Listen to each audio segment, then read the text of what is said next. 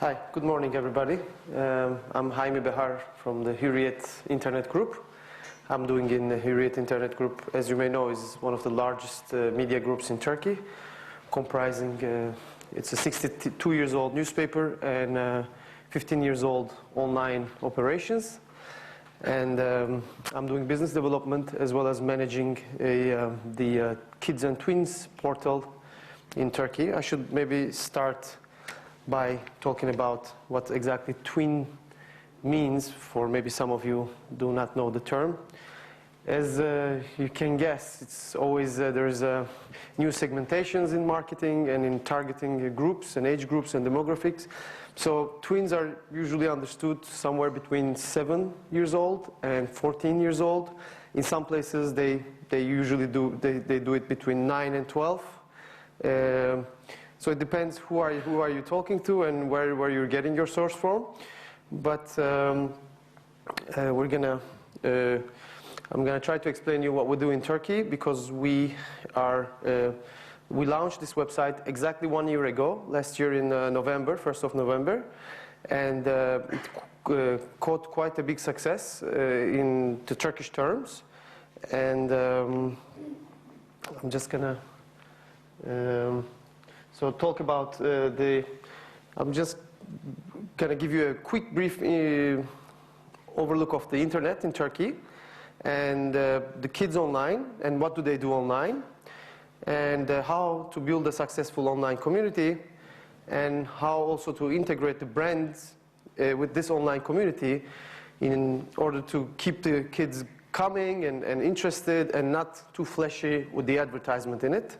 I'm going to try to do all that in about 20 minutes and then try to take your questions.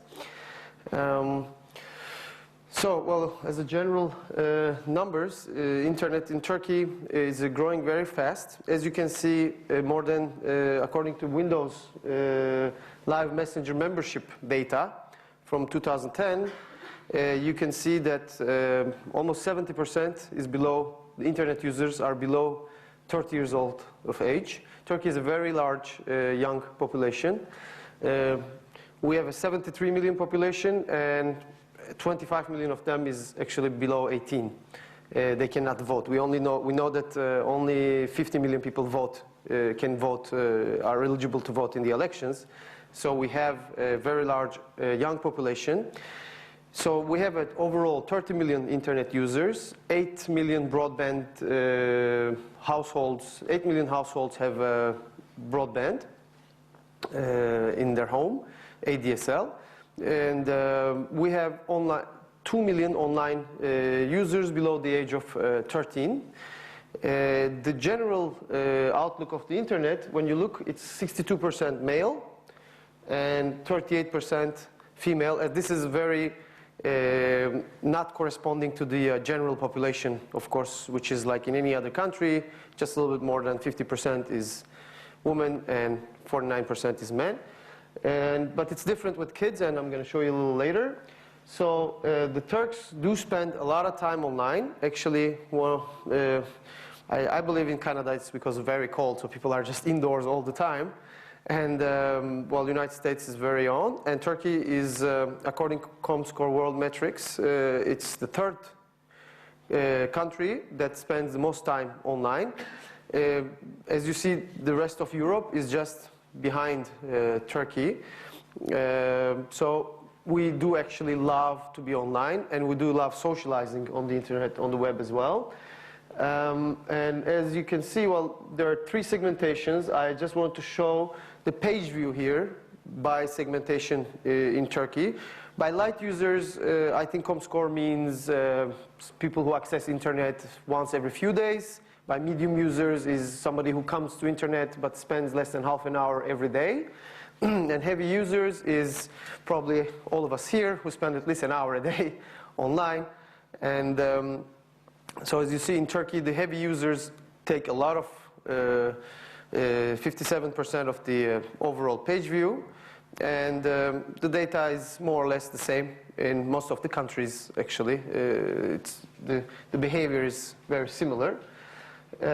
So Turks socialize online, and Facebook is really a big explosion. Unlike, let's say, in Russia, they have their own Facebook. But in Turkey, we like to adopt what's Western, what's American. So Google is the #1 search engine in Turkey by far. 95% maybe of the search is Google, and just a little bit of search happens with Bing and the rest, and Yahoo. Turkey is the 4th largest country in Facebook, just after Indonesia. Practically 2/3 of the Turks who are online have also a Facebook membership. And according to, again, Comscore, the 25% of online time that the Turks spend is on social networks, and that's mainly Facebook. Last week, the VP of Facebook Europe was in Turkey and in a conference, in a media conference, and this is what actually he said, so I just noted it and put it here yesterday. It's that he thinks the Turks are Mediterranean, and that's why they like to share their feelings and just to do whatever they do, they like to tweet it online, and they just want to let everybody know what they're doing. So it's important also for Twitter. It's growing very, very fast in Turkey. An average columnist has about 50,000 followers in Turkey, so not much different than Hollywood celebrities for us. Our president also nowadays is online and tweeting every day. So I want to focus more on the kids. So I was born in the late years of the 1970s, and we are not native digitals. We immigrated, or we are settling to the digital world. We adapted it. I started with the Commodore 64 and Atari when I was maybe 10 years old, 12 years old. My father got me my first computer. And, with the old cassette and turning and everything, it takes an hour to load. So it's very different, because I have a small niece. She's 2 years old, and when you show her photos on a BlackBerry, she knows how to go like this, because she thinks iPhone and BlackBerry is the same thing. So she figured out the trackball very fast too. And so basically they first encounter the electronics nowadays, especially if you have if they have a family member in the internet or electronic business. And as you know, iPad and iPhone have great applications for babies and kids. In average, we see that the kids already start getting email addresses by the age of 5. So basically they get to know the internet. Most of the kids think, in Turkey at least, that the Google is the main page of the internet. And age 7 is they already start to be in social networks. For TPs, I happen to go to private schools in Turkey, and these are schools where wealthy people send their kids. And when I go into a class of 20, 25 kids, I ask them to use Facebook. 90% of the kids raise their hand and say yes. Even though Facebook is not allowed to accept people below the age of 13 legally, according to American Child Protection Act. But kids just, if they get refused, they clean the cookie or whatever, they turn on their ADSL, change the IP, and then re-register as a 15-year-old. Just upgrade their age and then come back. And there's also, for TPs, for our portal, whatever we do there, every news we publish there, 5 minutes later, many kids put their fan page of TPs that they opened, that they manage, our news, they just broadcast it there, they make videos there. And again, according to a research we made, they're spending 1.5 hours per day online. When you ask them what do they do online, well, they say, 80% they say, I'm searching for topics, I'm sending an email, I'm using it for school. But the first thing, when you ask them, but what's the first thing you do when you go online? 78% says gaming. So they like to play online, they like to chat online. Visual messaging, test-based messaging, and all this, of course, is related to online safety as well, and that's something that needs to be discussed separately. But as you see, the basic things they do online is chatting, playing games, helping do homework, a lot of copy-pasting. In TPs we do, it's a very big copy-paste generation growing. We do competitions. We ask kids to write a poem for a certain special day in Turkey, or write an article for us about subject. And then they copy-paste from Wikipedia in Turkish, and even with the links, you know, they just put it in the email, what they copy-pasted, and then sometimes you have the hyperlink, you can click on it, and then it takes you to another page of Wikipedia. Well, we tell them not to do that, and then we disqualify them from the competitions when they do that. But I believe a lot of kids are just doing their homeworks straight away from whatever they get online. So what is basically TPs? Is if we focus on our kid portal, TPs is actually a localization project. It's started as an English and Hebrew platform. It's based in America and in Israel. And also it's launched in Russia under the name of Tvidi. And 2 years ago it was launched in Russia. It was also a very big success. They have more than 800,000 registered users in Russia. And we already launched it, as I said, a year ago. It's a big platform. I'm going to show you a little bit. And it has a virtual world in it. It has, we give kids subdomain. You know, you just can get online based on template, very fast. Let's say mark.tps.com, and then they can build their own website. They put photos there. It's basically, they can build their own blogs. And we teach them to experience the web safely, which means we have moderators, we have chat rooms, and we close down the chat rooms every day at 10 o'clock in the evening. We open them at 9 in the morning and then shut them down at 10 o'clock in the evening. We do a special separate communication to the parents through Hurriyet's different channels, magazines for parents, for moms, economy pages, social pages online or offline.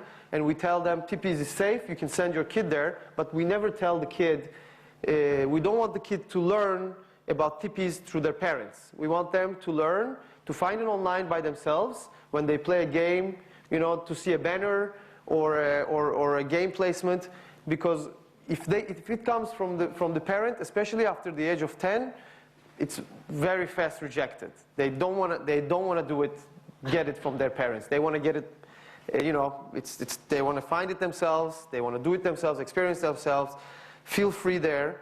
And in a lot of cases, we teach them a lot of things, how to use the internet. We have virtual world where I will show you a short video soon, and actually we can maybe put the video now, and so it will give you a better understanding what's going on in there, and then we'll talk about it quickly.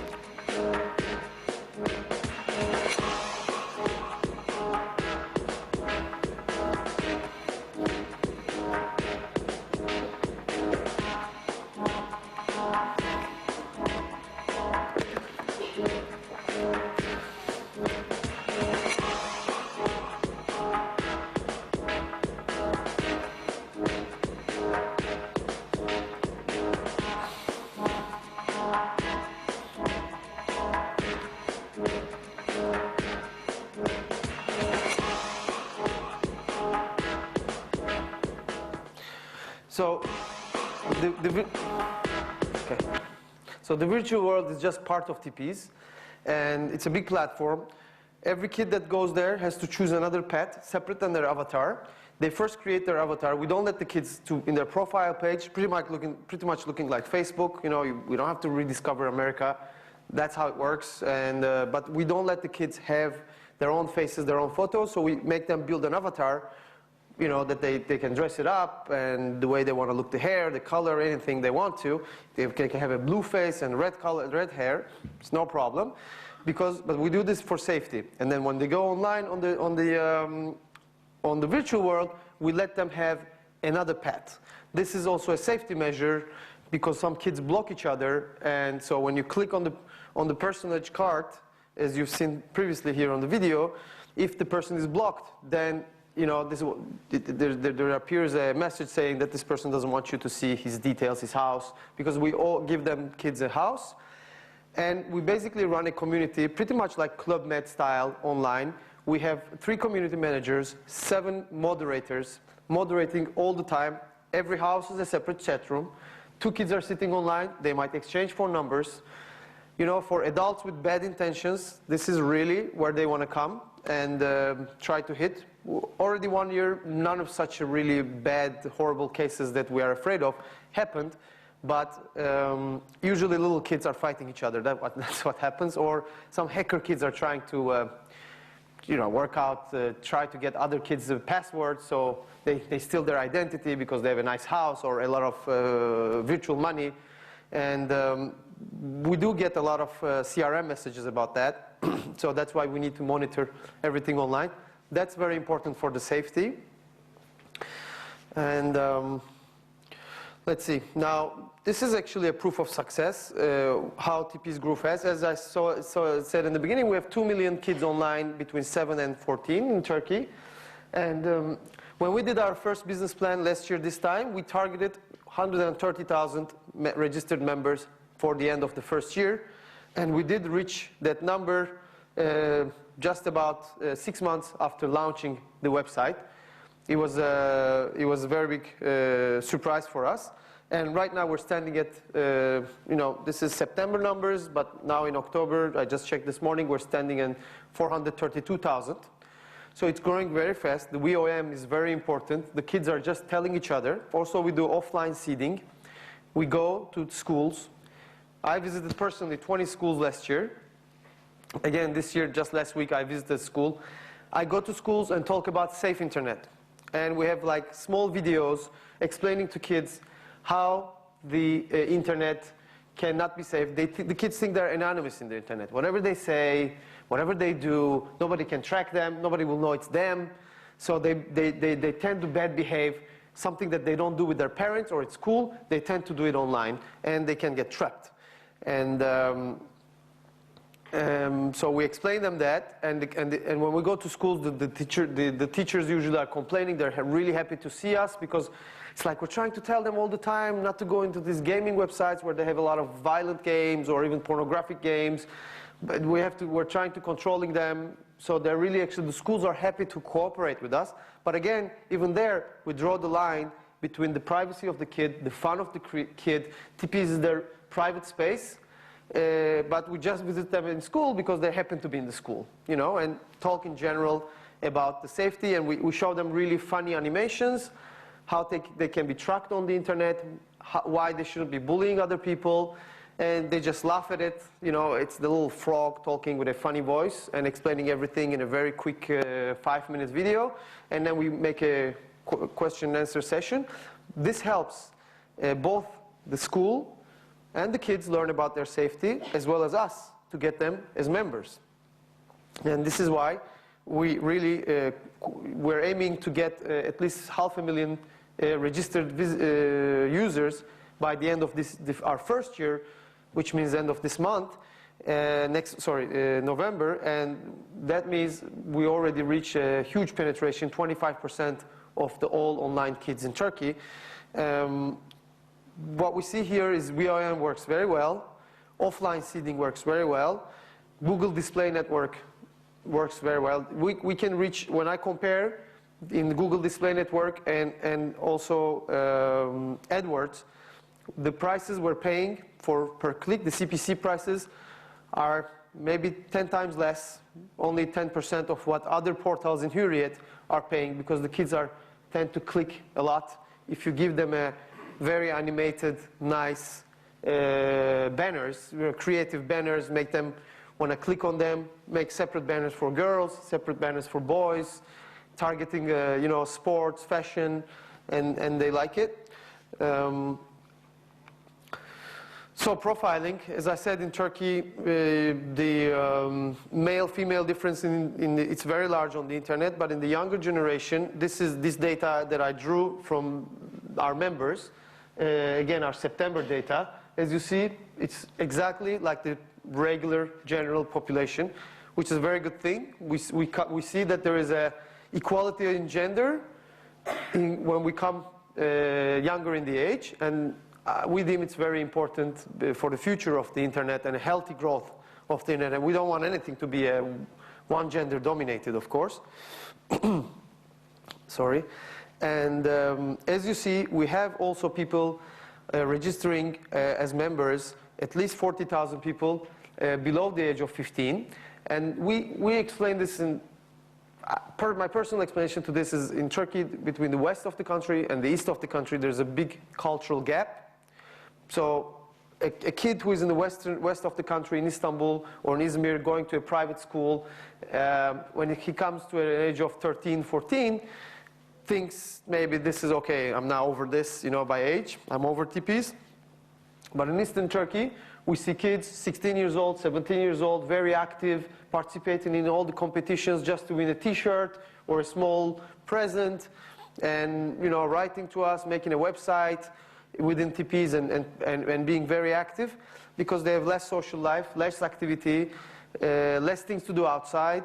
And so even when they're 16, 17, they can enjoy a website like this. This is, I think, a difference between the center and the periphery in a country like Turkey, which is an emerging country.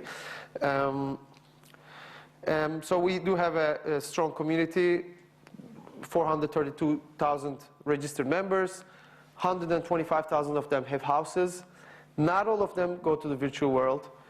Especially 8, 9 years old, 7 years old. We have a lot of 5, 6 years old members too, as you might have seen. They don't go online. They don't go in the virtual world. Usually, virtual world is more for chatting and dating. When you go online, you see the kids are always looking for a girlfriend, boyfriend.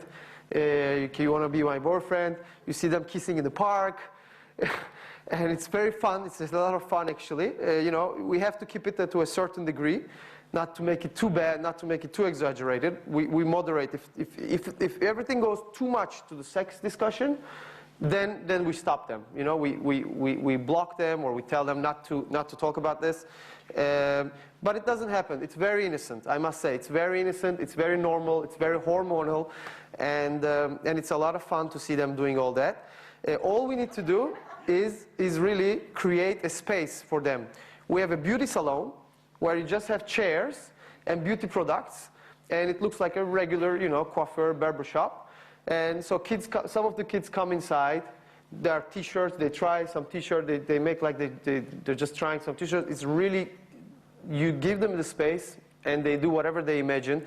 Some of the kids are like, okay, I'm working here, you want a haircut, you want to shave, what do you want? And then they talk in, how much is it? Everything is virtual, but all you need to do is to give them the right space, the fun area, some buttons, animated buttons that they can press on and something happens, and something that triggers their attention, and always tease them, always look, something to tease them. So we do have 85,000 blogs of kids with subdomains already in TPs, and we publish around 8 news pieces a day in TPs, and we get around 1,000 comments for those news pieces. And this is actually for Hürriyet also one of the main reasons that why we are doing this business. It's because we want the kids to read articles and start commenting, reacting. User-generated content is very important. And we also have forums. We have about 3,000 forum entries per day. And this is actually what you see here is there's going to be a party. TPs is, Mr. TPs is going to come into the house, and this is the best looking house of the week. All the kids are waiting outside of the house for Mr. TPs to come. This is a picture of the live event. And you see TPs, we love you, hello, when is he coming? We're all going to jump when he's going to come. So when Mr. TPs comes, it's just a little head, like these characters. And really we do them live competitions there, ask them questions, give them presents, the moderators note who won. It's really like a Club Med, when the parents leave the kids with the animators, we do it online for them. And we have a crazy Wednesday. Every Wednesday we do a lot of activities, we give a lot of presents, branded presents, not branded presents. I'm going to go into the branded things, but for a strong community, really what you need is the content. It's very important. I put Murdoch's, what he said in 2006 because it's really, he was foreseeing what's going on in the internet. It's really, the user-generated content is the king, and you should allow the young people talk, comment. You have to give them the right space to express themselves, and they will do it. They will forward it, they will like it. I mean, just go in Facebook and type TPs, you will see that there are tens of fun clubs. Every week, another kid opens a fun club, 50 members, 100 members, fun club for this, fun club for that, but everything under TPs, because whatever they see in TPs, they want to tell to their friends. They take immediately after every live activity. We have 4 live activities a week. After every live activity on the virtual world, they take online videos or screenshots and immediately publish it also in Facebook. It's really immediate, like 3-4 minutes after it's done, finish. Today's party is at Mourinho's house, today's party is at Messi's house, you know, or Cool Boy X house, and they publish it online. So really, a good content, a content that makes them react, it's really very important. So, of course, TPs has some competitors. This is to give you a general idea about the market of the teen sites in Turkey. Actually, this in Comscore in August, we became with 550,000 unique visitors, we became the #1 online community for teen sites. And the rest of the networks you see here, Eloy and Gorilla Nation and Stardoll Network, are all global networks, and there are many websites under them. You know, they have Invu, it's a big dating site for above 14 years olds. They have Hollywood News. It's a lot of those websites are in English, so the kids are also going on those English websites. A lot of them are to do with sports and celebrities and music. They do go online and be in them. Some of them are young girls, heygirl.com is also fashion and celebrity Turkish websites for it. Gaia Online is a virtual network. So basically every month we're either first, second, third, you know, our competitors are actually global. That's what I can say. And all these networks have more than one website, 3-4 websites in it. We don't count them as direct competitors, but the game sites are very important, and especially I put the word game here because if you want to bet in AdWords, oyun, the word game in Turkish, the bet starting price is $1.6. This is huge. You know, normally a word would cost like 10 cents, 15 cents to bet on in AdWords. The word game starts from $1.6. That's why you never see an advertisement with the word game in Turkey on the right side. When you type the word game in Google.com.tr, you never see an advertisement, almost never, because it's huge start just to bid in it. And as you see, the gaming sites have a lot of unique visitors, and these unique visitors are 60% adult, more than above 18 years old. We do have a big population who stay in the office and just go play flash games. So it's also a good business if you want to get into it. Really very competitive, very big website. But I know some of the owners, let's say this Oyun Score, or I would talk about this one. This is from Izmir, young people. Here you see their graph. Last April, they start to invest in the SEO. 25 years old guy from Izmir. Look where he jumped. Now when you type game in Google.com.tr, he's on the first page. And you know, nobody goes to the second page, so it's critical to be on the first page for monetary success. He has more than 100 million page views a month, so he can monetize his website very well. So a lot of amateur websites with really games from China, anywhere. You can fall on games in Korean, in Chinese, when you search for a game. Hundreds of games they add every day. The content is not moderated. That's why the teachers don't like it. That's why the schools don't like it, because you can fall upon all of a sudden it's called the candy game, and then you fall on a pornographic game. And that's why the parents also don't like it. But it's big, it's growing, and it's very monetizable. Talking about money, we have, this is the Hürriyet's estimate numbers for the general market.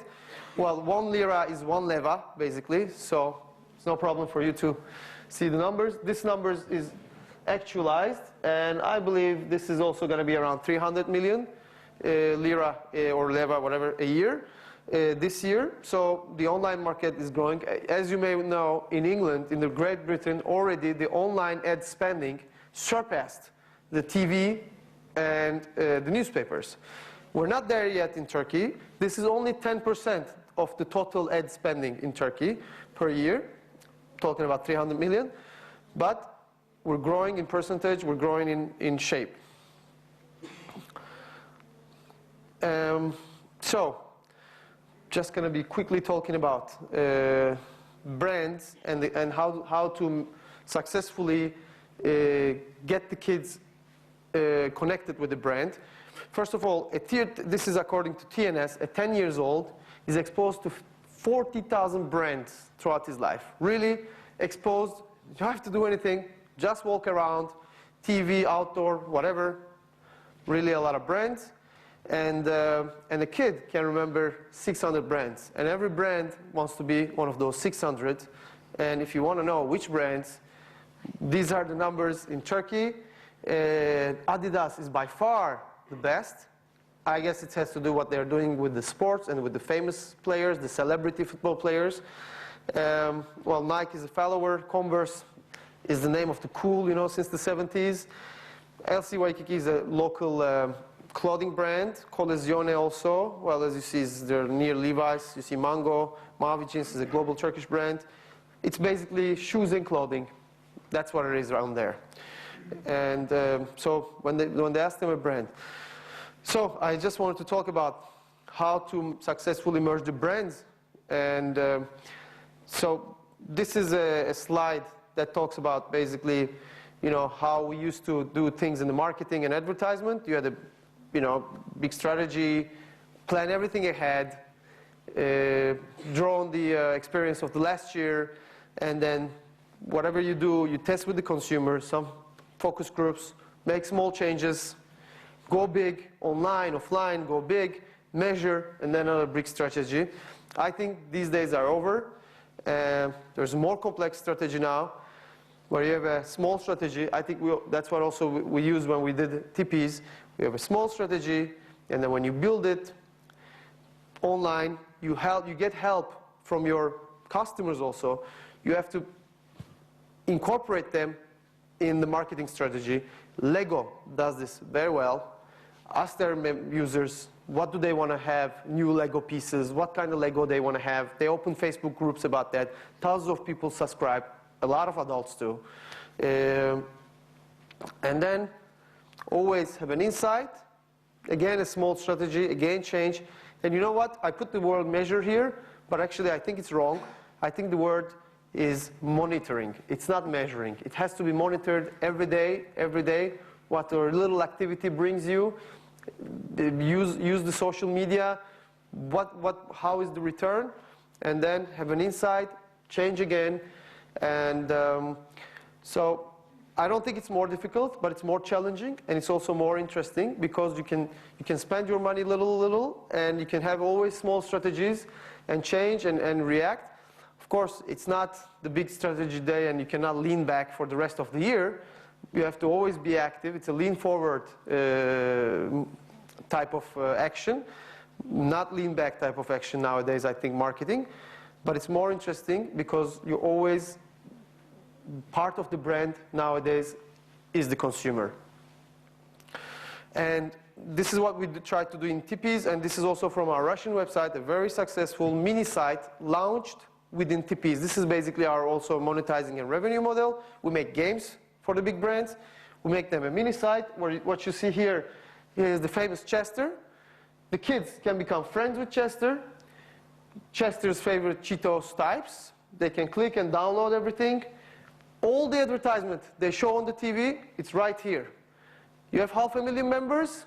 Throughout the year, you will surely show them all at least one video when you put them in their profile page, because this is Chester's favorite videos. And so they can become a friend with Chester. And then we have a computer, we have games, you know, webcam games or regular flash games, where Chester plays the goalkeeper, and then you try to make a goal against him, you know, or separate games for boys and girls, but you interact the brand character with the kid. And that's very important for success. Again, Chester posts their messages and his status, so they can follow him, they can write back and forth. Of course, there's always a moderator behind it, and that's why we start to have brand editors.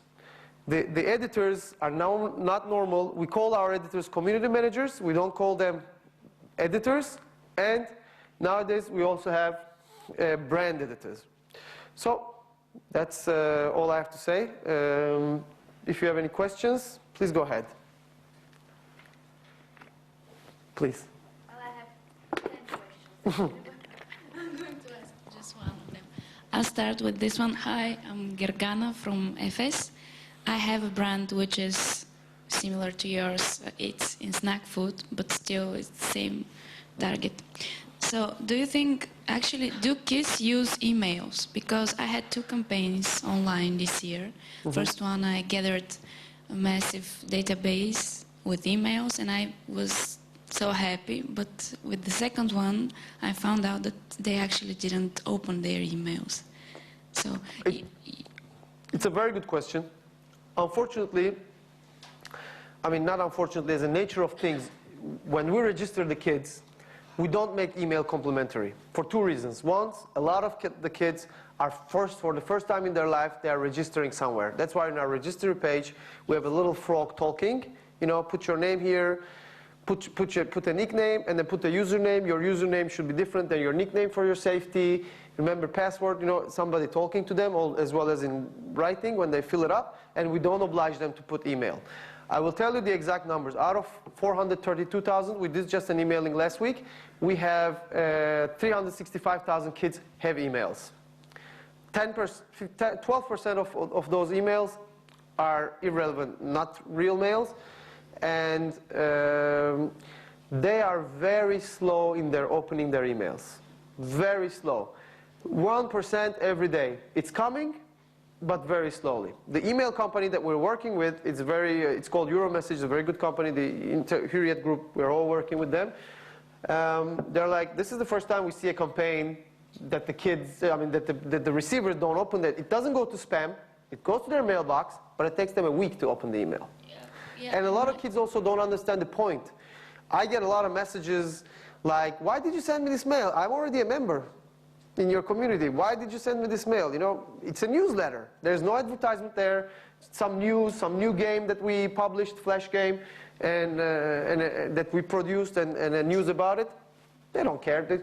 So I don't know if email is a very successful strategy, but I also must tell you, for a strong community, for a strong return visitors, for your website, for your Google Analytics, for your successful numbers, I mean, clearly Facebook figured out everything about that. It's good to receive, maybe Facebook is sending too many notification mails, but transactional mailing, I think, is the key. This is how you know if you commented on something, somebody commented back at you, somebody sent you a message with your email, you know, within the website box. It's important to be able to send transactional mails, but I don't think mass mailing will work with the kids. Transactional mailing is better because they see notifications, they see some interaction, maybe they will open more. In any case, they are more online in MSN and in chatting and in gaming than checking their emails. I think it's more of an adult thing to check the emails. Please. Thank you. More questions? Yes.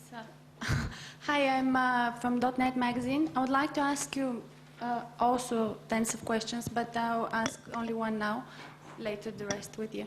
So how do you safeguard the data of the dating kids who are 17 but not yet 18? Because you said that they can exchange personal contacts so that they can meet offline. So how do you safeguard this data from some adults? Okay, here's the thing. We make the kids get, in the beginning, when they register, we get them have a username separate than their nickname. Okay, so they have, their password is secret, and also their username is personal. We may oblige them have a different nickname. Okay, if the nickname is Alex, the username should be something else. The username, they use it when they log into the website, along with their password. Once they're logged in, they are displayed with their nickname. So this is one safety measures. The second thing is the blacklist. We created a huge blacklist of all curse and guns and you know, violence-related words that we put in our robot, in our system, that blocks automatically. And the rest of the things, you know, you cannot block the kids. They are always oversmart you. They're always there. It all suddenly becomes their aim of life to be able to write a curse, you know. They start to type it like A, enter, B, enter, you know. They start to type the curse as letter by letter. That's why we do live moderation. That's why we open the chat rooms. Only the virtual world you've seen is closed after 10 o'clock at night. It opens at 9 in the morning and closes at 10. At least 10 CRM messages a day we're getting about leaving because they want to be in their virtual world houses. So we get at least 10 CRM messages a day asking us, why aren't you opening until 11? Why is it not open until 12 at night? You know? Of course, more you give, more they want, but we have to stop somewhere. And that's why live moderation is very critical. When we see somebody giving their phone numbers or MSN addresses, well, MSN addresses is not the end of the world, you know, because they exchange this online in any platform. In any case, this is what I have to say. I happen to talk to parents from time to time on the phone who are complaining, who are also threatening us that we're going to open a lawsuit, you should close this chat, you know, we trust Hurriyet brand, it's a 60-year-old brand, that's why we send our kid to your website, and now we see that they read some curse, and okay, this is what I'm telling them on the phone. Look, if they go in any website where they can chat, talk, and communicate, there is no moderation and there is no safety measures. We give some extra, but the final responsibility relies on the parents. If they don't want their kid to go in the chat room, then they shouldn't allow them to go in the chat room. They can just, you know, email their friends and read the news and comment on the news and play flash games. But the final responsibility, it relies with the parents. This is an example I have to give a lot of times to the parents. Because there are accidents, are you banning the production of cars? No. So, well, is your kid exposed to curses and inappropriate behavior offline? Yes. So, some of it online too. What we can promise is more monitoring, more moderation, but we cannot guarantee 100% safety, and it won't be fun for the kids if you make it too safe. So do the parents have control on the children's profiles?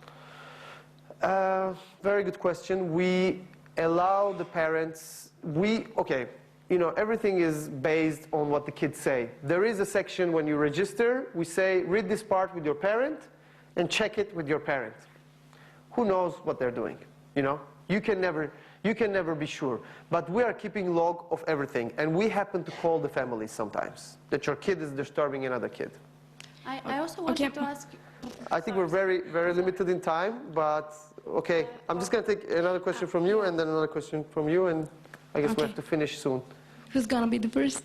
Go ahead, please. Thanks. My real question is, I'm a parent. I have a 4-year-old girl, okay, and she doesn't remember what was her breakfast today. Okay. So I'm not sure that she'll be able to remember her nickname, her password, her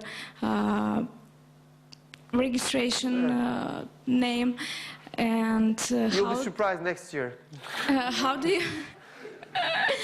you administrate your users? They're a little bit kind of special users.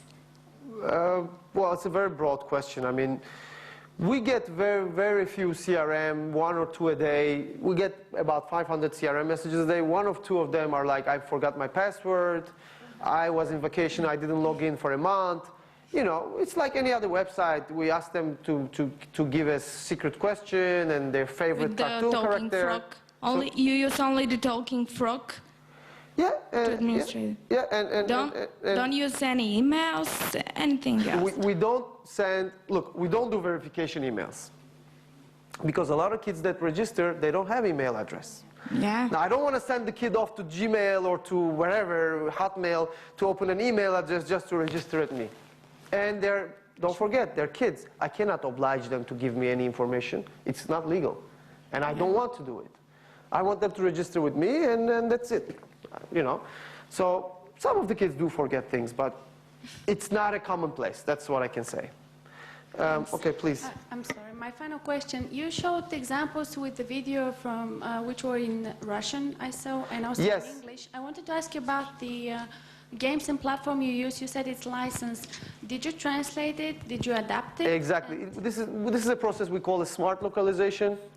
The website originally is in English. It's developed in Israel, in Tel Aviv. The R&D center is there. It has offices in Moscow, in Istanbul, and in New York. And we call it differently in every country. The structure is the same, but we localize all the content according. If you go to TPs today, you will see that today is our Republic Independence Day. So I should have off now. And you see Atatürk, you know, the founder of our republic. And if you go to the American page, you will see Halloween. That's what localization of the content means. Okay, I guess we should stop. Okay, thank you for listening.